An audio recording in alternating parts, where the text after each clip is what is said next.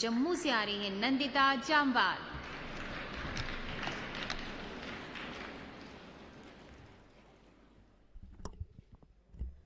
जब अन्य देश अपना भूगोल पहचान रहे थे, हमने ब्रह्मांड खोज दिया था। दुनिया 1, 2, 3 में व्याकुल थी, हमने शून्य दे दिया था। गुरुकुल से नालंदा तक शिला बनाए विश्व में शिक्षा की नींव रखी।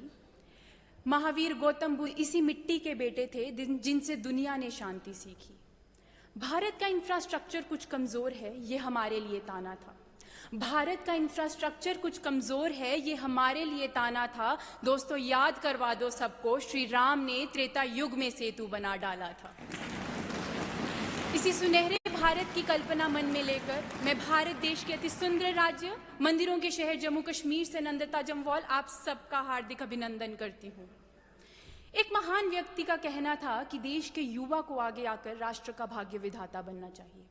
और आज ये युवा, भारत की आत्मनिर्भरता, भारत की सक्षमता देख इन युवाओं को ऊर्जा मिली।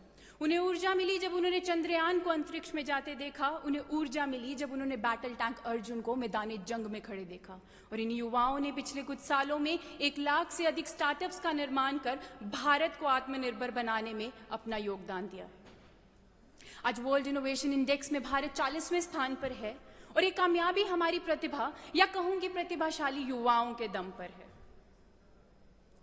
आज प्रगति की इस गति में हमारा बहुत कुछ दांव पर है। वायु, वन, वृक्ष, आदिवासी और हाँ, निवासी भी।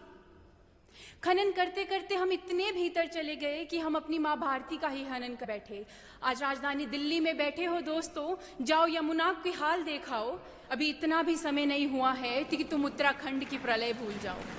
और इसके साथ मेरे मन में एक डर सताता है कि हमारे संस्कार, हमारे भारतीय संस्कार कहीं पीछे ना छूट जाएं। इसलिए राष्ट्रीय शिक्षा नीति के तहत हम एक ऐसी युवा पीढ़ी का निर्माण कर रहे हैं जो आधुनिक विचारों से ओतप्रोत तो हो, पर साथ ही अपनी मूल संस्कृति से भी अवगत रहे।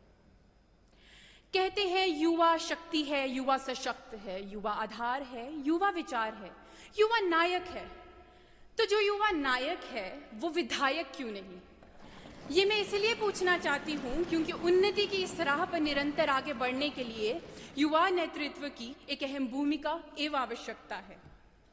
जब असल युवा जनसंख्या और संसद भवन में उनकी संख्या का अनुपात बराबर होगा, तब असल में युवाओं द्वारा युवाओं के लिए फैसले होंगे।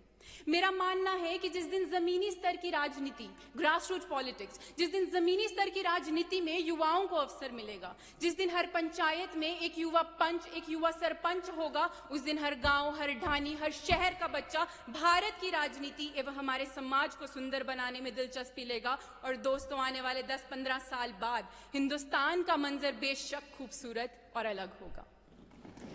वैसे फक्र होता था जब 25 वर्ष की आयु में सुषमा स्वराज संसद भवन में बैठे देश के लिए आवाज उठाती थी। आज भी फक्र होता है रूप है, लेकिन हमें ये 2 या 1 नहीं, अनेक चाहिए।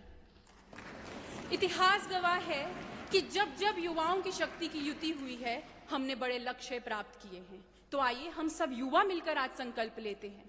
हम संकल्प लेते हैं कि हम अपने अंदर के स्वार्थ को पीछे छोड़ मानुष एवं देश सेवा के लिए खुद को समर्पित करेंगे।